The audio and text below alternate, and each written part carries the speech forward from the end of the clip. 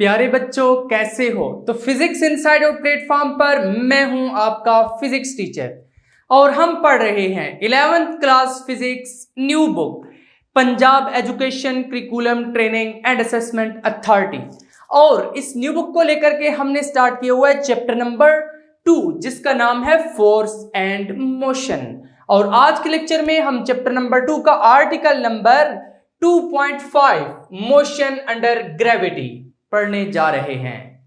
इससे पहले कि आज के इस लेक्चर को स्टार्ट करें, अगर अभी तक आपने फिजिक्स इनसाइड आउट को सब्सक्राइब नहीं किया तो जल्दी से सब्सक्राइब करके बेल आइकन के बटन को क्लिक कर दें ताकि जैसे ही नेक्स्ट लेक्चर्स अपलोड हो आपको साथ के साथ नोटिफिकेशन मिलते रहें और आप एग्जाम की बहुत ही अच्छे से तैयारी कर सकें। और आज की इस वीडियो को लाइक कर दीजिए ताकि लेक्चर को पूरे मजे से स्टार्ट किया जा सके। इससे पहले हम इक्वेशंस ऑफ मोशन के बारे में पढ़ चुके हैं और हमने देखा था कि 3 इक्वेशन ऑफ मोशंस थी। First equation of motion, second equation of motion and third equation of motion.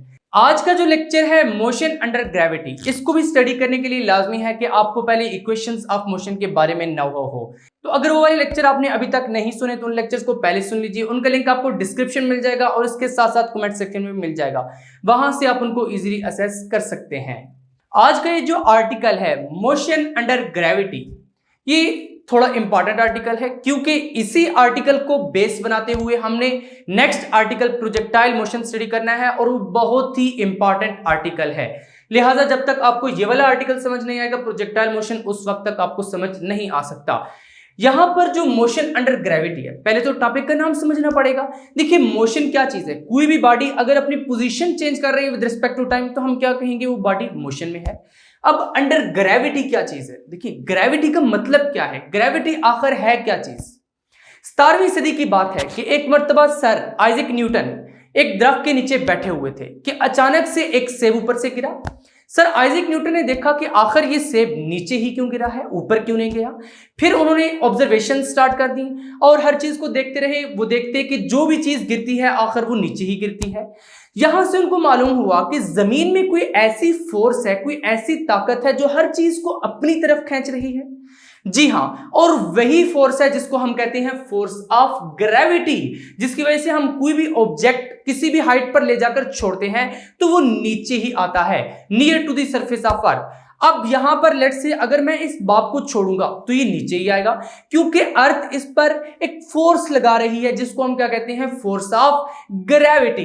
तो जिस भी ऑब्जेक्ट को हम यहां से छोड़ेंगे वो नीचे गिरेगा। ऑब्वियसली जब नीचे मूव करेगा तो उसकी कोई ना कोई मोशन होगी और जब मोशन होगी तो उसकी कोई ना कोई वेलोसिटी होगी।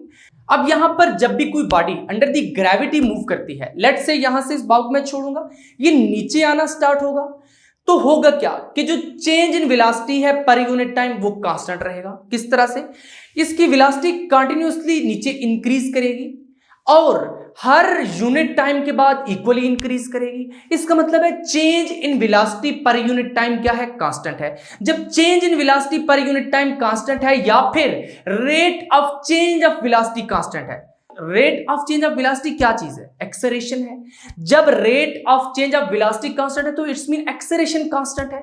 और यहां से फिर यह पता चला कि जब कोई भी body under the gravity move करती है तो उसकी एक्सेलरेशन क्या होती है, कांस्टेंट होती है। अब यहां पर जब मैं इस बाप को छोड़ूंगा तो ये नीचे स्ट्रेट लाइन में मूव करेगा। इट्स मीन इसका जो मोशन है वो लीनियर है। इसी को हम रेक्टिलिनियर मोशन भी कहते हैं कि बिल्कुल स्ट्रेट पाथ में बॉडी मूव करेगी। यहां से पता चला कि जो मोशन अंडर ग्रेविटी है ये actually uniformly accelerated rectilinear motion है। तो इसी चीज को हम उठाकर नोट्स में लिख देते हैं। अब यहां पर हमने वही बात इंग्लिश में लिख दी है, किस तरह से, motion under gravity is uniformly accelerated rectilinear motion. जैसे मैं अभी आपको बता चुका हूं कि यूनिफॉर्मली एक्सेलरेटेड रेक्टिलिनियर मोशन का क्या मतलब है। देखिए यूनिफॉर्म एक्सेलरेशन होगी जब इसको हम ऊपर से फॉल करेंगे तो rate of change of velocity क्या रहेगी, constant. Rate of change of velocity constant होने का क्या मतलब है कि ऑब्जेक्ट की एक्सेलरेशन यूनिफॉर्म होगी। रेक्टिलिनियर मोशन का क्या मतलब है, वो स्ट्रेट लाइन में नीचे मूव करेगा। Of a body falling freely under the action of gravity, यानी ग्रेविटी के अलावा उस पर कोई और फोर्स एक्ट ना कर रही हो तब वो motion uniformly accelerated rectilinear motion होगा। तो हमने बस इसमें इतना ही लिखा है कि मोशन अंडर ग्रेविटी जो है ये एक यूनिफॉर्मली एक्सेलरेटेड रेक्टिलिनियर मोशन होता है किसी भी बॉडी का जब बॉडी फ्रीली फॉल कर रही होती है under the action of gravity. जब बात आती है ग्रेविटी की तो गैलीलियो सर की कंट्रीब्यूशन बहुत ही इंपॉर्टेंट है कहानी कुछ इस तरह से शुरू होती है कि इटली के शहर पिज़ा में एक नौजवान लड़का जिसका नाम गैलीलो था, उसे रिसर्च करने का बहुत शौक था, एक्सपेरिमेंट्स करने का बहुत शौक था। वो हर चीज को ऑब्जर्व करता था और आम सी बातों में कुछ नया ढूंढ लेता था। उस वक्त दुनिया ये मानती थी कि अगर दो ऑब्जेक्ट्स आप लें, एक लेट से लकड़ी की बाल हो, एक लोहे की बाल हो, जब आप उनको सेम हाइट से नीचे गिराएंगे तो जो लोहे की बाल है वो पहले नीचे पहुंच जाएगी। बट गैलीलो सर ने यह कहा कि ऐसा नहीं होता, वो दोनों इकट्ठे नीचे पहुंचेंगी। अब उन्होंने एक्सपेरिमेंट करने के लिए इस तरह किया कि वो एक दिन लीनिंग टावर ऑफ पिज़ा पर चढ़ गए और वहां से उन्होंने दो बॉल्स डिफरेंट मैसेज की जो थी उनको फेंका सेम हाइट से, और वहां पर सब लोगों ने देखा कि वो दोनों बॉल्स एक ही वक्त में नीचे गिरी और सब लोग हैरान रह गए। तब से लोगों को यह पता चला कि जब कोई भी डिफरेंट मैसेज की बॉडी सेम हाइट से नीचे गिराई जाए तो वो एक ही वक्त में जमीन पर पहुंचती हैं। लेकिन ये सब तब होगा जब एयर रेजिस्टेंस नहीं होगी, यानी कुछ वैक्यूम की कंडीशन होगी। अगर एयर रेजिस्टेंस अंदर इन्वॉल्व हो जाएगी तो फिर मामला कुछ डिफरेंट हो जाएगा।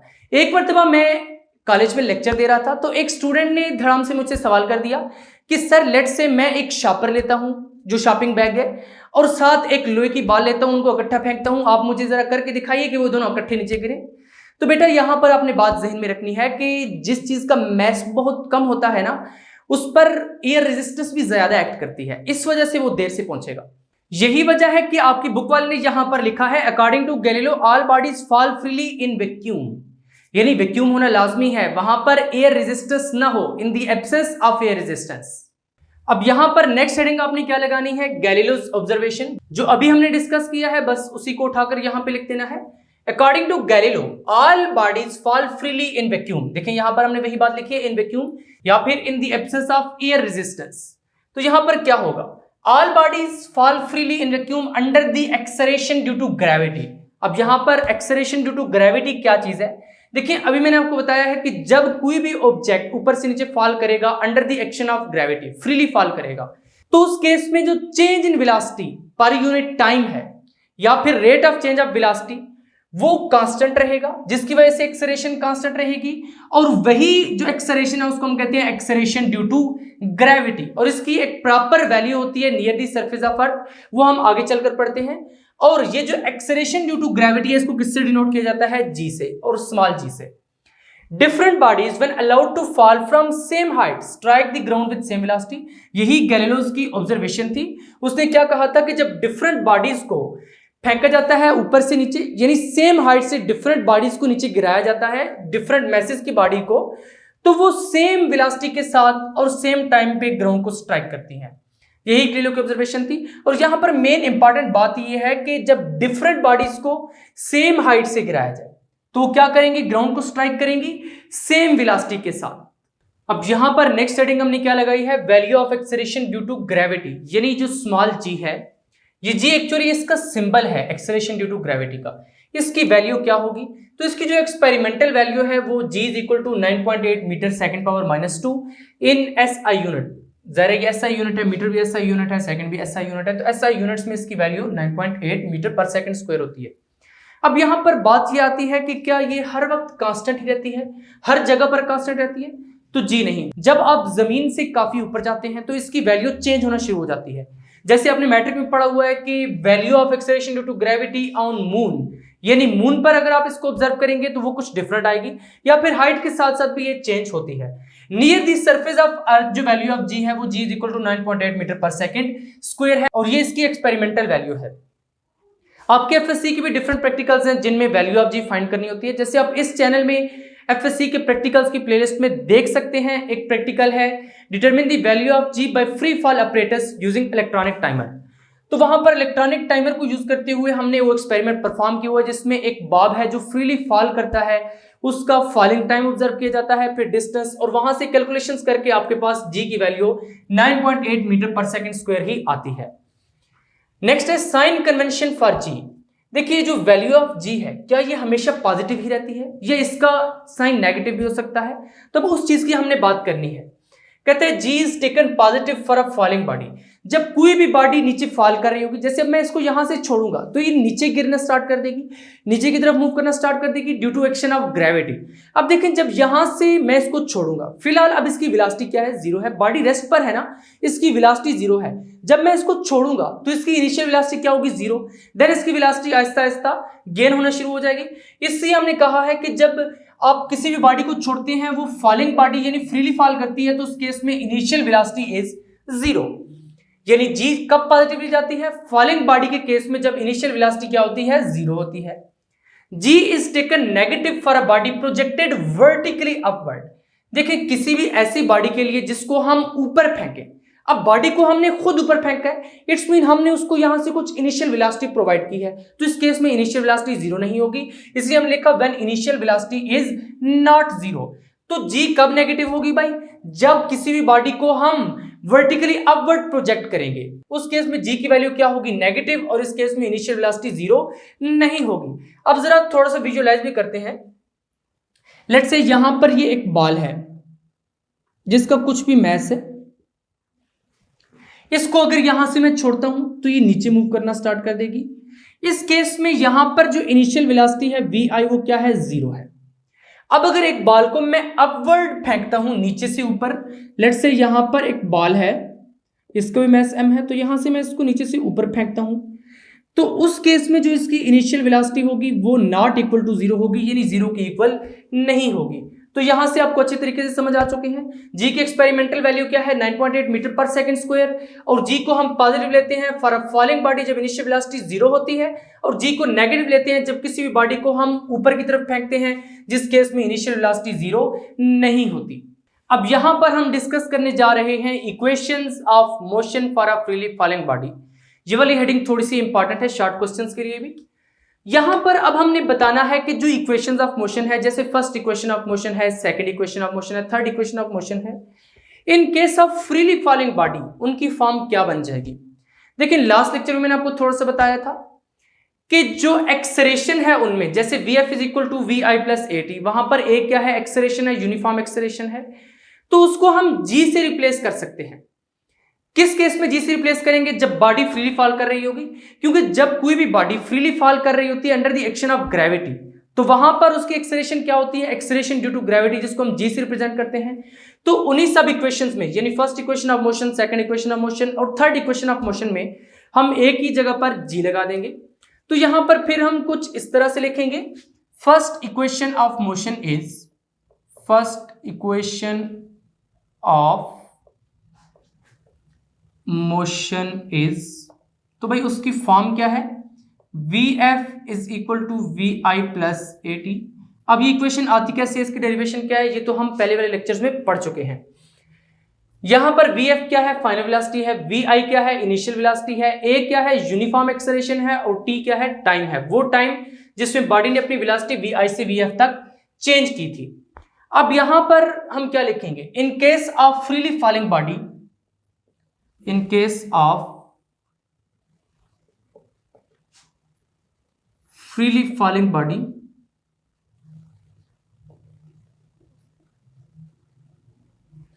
on putting a is equal to g, जैसे अभी मैंने आपको बताया कि आपने a की जगह पर क्या पुट करना है, g, आप लिखेंगे on putting a is equal to g, first equation of motion becomes, first equation of motion becomes, आपने अपने नोट्स में बिल्कुल इसी पैटर्न पर लिखना है जिस तरह मैं आपको यहां पे लिखवा रहा हूं। तो भाई क्या बन जाएगी, v f is equal to v i plus a की जगह पर क्या पुट करेंगे, जी, और यहां पर क्या आ जाएगा साथ टी। अब नीचे आपने क्या लिखना है, वेयर, यहां पे ये चीज लाजमी तौर पर आपने लिखनी है, where v f is final velocity, final velocity, v i is initial velocity,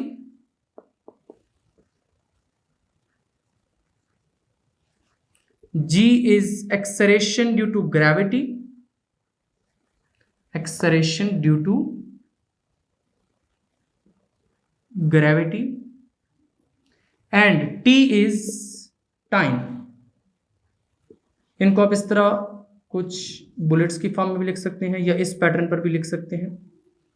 तो यहां पर आपने क्या किया है कि फर्स्ट इक्वेशन ऑफ मोशन को आपने किसी भी फ्रीली फॉलिंग बॉडी के लिए ट्रांसफॉर्म कर लिया है और यहां पर आपने देखा कि ए की जगह पर क्या आ चुका है, जी।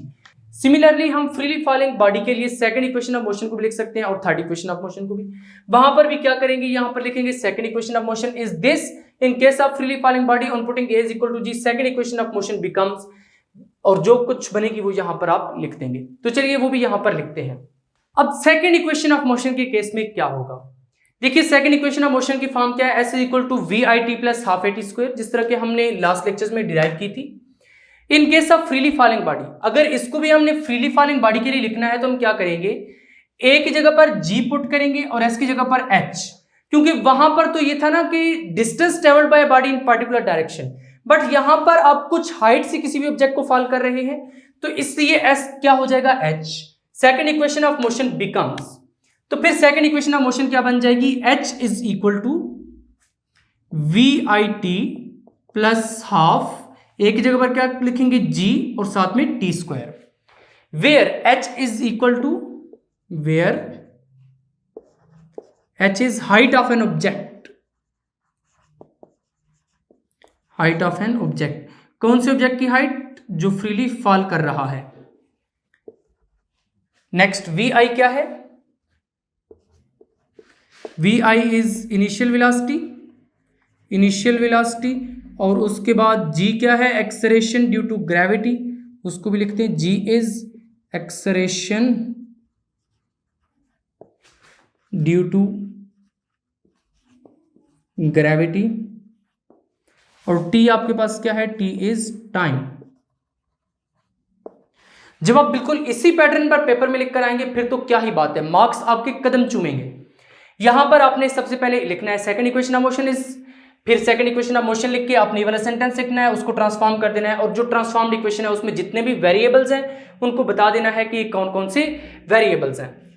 नेक्स्ट कौन सी इक्वेशन ऑफ मोशन है, थर्ड इक्वेशन ऑफ मोशन। तो थर्ड इक्वेशन ऑफ मोशन की फॉर्म क्या है, v f square minus v i square is equal to 2as, या फिर 2as is equal to v f square minus v i square. अब इसमें भी आप देखें तो एक्सेलरेशन भी आ रही है और एस भी आ रहा है, distance travelled by body in particular direction.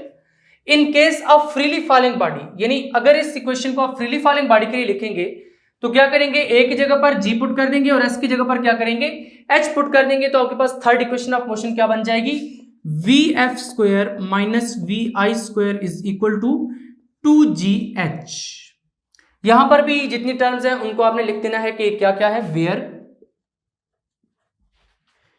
We f is final velocity, final velocity, vi is initial velocity,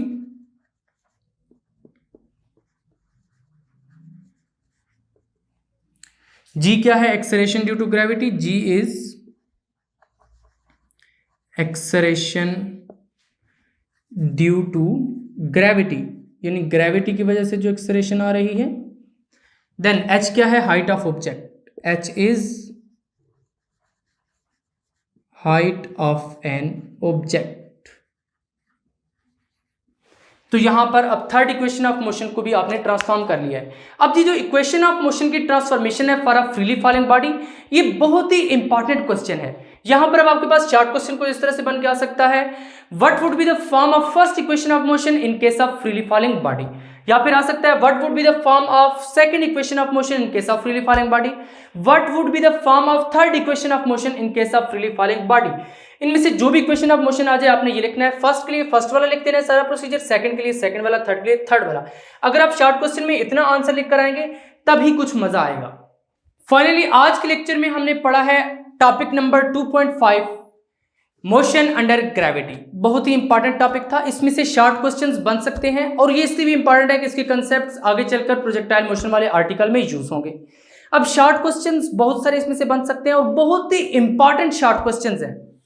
जिस तरह के पहला शॉर्ट क्वेश्चन आपको बन सकता है, what was the Galileo's observation about the acceleration due to gravity, या फिर what was the Galileo's observation about gravity. उसके बाद आपसे ये भी पूछ सकता है कि what is the value of acceleration due to gravity, ये तो एमसीक्यूज में ही पूछेगा आपसे। और फिर ये भी पूछ सकता है is the value of acceleration due to gravity always constant, तो जिस तरह मैंने आपको बताया था कि हर बार कांस्टेंट नहीं होती, हाइट के साथ साथ चेंज होती है और मून पर इसकी वैल्यू जाकर डिफरेंट हो जाती है। उसके बाद हमने क्या पढ़ा कि साइन कन्वेंशंस क्या है इसके लिए, जी के लिए, तो इससे भी आपसे क्वेश्चन बना सकता है कि in which situation the value of g is taken as positive, या फिर under what conditions value of g is taken as negative, या फिर ये भी कह सकता है under what conditions value of g is taken positive and under what condition value of g is taken as negative, तो ये भी शॉर्ट क्वेश्चन बन सकता है। उसके बाद जिस तरह मैंने आपको इक्वेशन ऑफ मोशन के 3 शॉर्ट क्वेश्चन बताए हैं, वो तीनों भी बहुत ही इंपॉर्टेंट शॉर्ट क्वेश्चन हैं, और इन शॉर्ट क्वेश्चन के आंसर बिल्कुल इसी पैटर्न पर लिखकर आने हैं जिस तरह के मैंने आपको लिखवाए हैं। आज के लेक्चर में इतना ही। अब नेक्स्ट लेक्चर में हम पढ़ेंगे प्रोजेक्टाइल मोशन के बारे में, जो बहुत ही इंपॉर्टेंट आर्टिकल है क्लास 11 की फिजिक्स का, लॉन्ग क्वेश्चंस के लिए भी और शॉर्ट क्वेश्चंस के लिए भी। उसको हम नेक्स्ट लेक्चर में कवर करेंगे। अगर अभी तक आपने फिजिक्स इनसाइड आउट को सब्सक्राइब नहीं किया तो जल्दी से सब्सक्राइब करके बेल आइकन के बटन को क्लिक कर दीजिए, ताकि जैसे ही नेक्स्ट लेक्चर्स अपलोड हो आपको साथ के साथ नोटिफिकेशंस मिलते रहें और आप एग्जाम की बहुत ही अच्छे से तैयारी कर सकें। और कमेंट करके बताएं कि आपको आज का लेक्चर कैसा लगा। मिलेंगे नेक्स्ट लेक्चर में, तब तक के लिए अल्लाह हाफिज।